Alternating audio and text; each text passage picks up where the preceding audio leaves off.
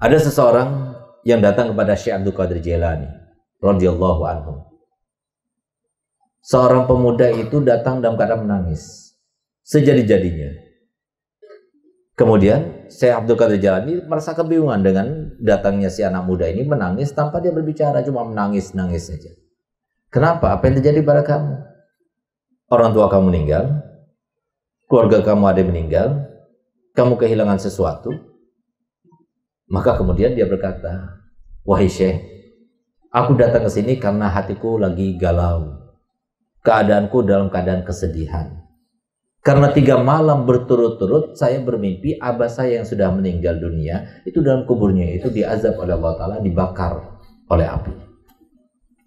Maka kemudian Syekh Abdul Qadir Jailani menundukkan kepalanya sejenak, lalu dia mengangkat kembali, lalu dikatakan, benar apa yang kau impikan, ayah kamu sekarang sedang diazab karena amal tidak baiknya selama di dunia.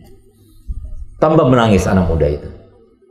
Oleh karena kami datang ya Syekh, saya ingin meminta kepada kamu syafaat supaya ayahku ini diberikan kebebasan daripada azabnya itu.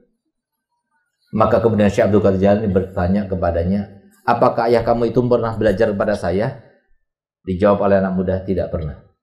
Apakah ayah kamu pernah makan bersama saya? Dijawab oleh anak muda itu, belum pernah. Apakah ayah kamu pernah bersama dengan saya? Dijawab oleh anak muda itu, tidak pernah.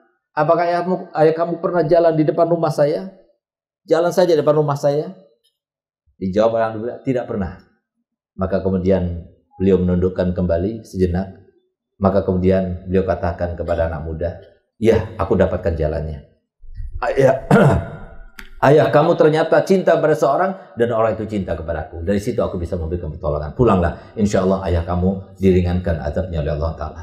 Subhanallah, pulang ke rumahnya, malamnya dia bermimpi. Ternyata ayahnya mengatakan kepada anaknya, terima kasih nak, berkat doanya Syekh Abdul Jailani, aku sudah dibebaskan daripada siksa neraka.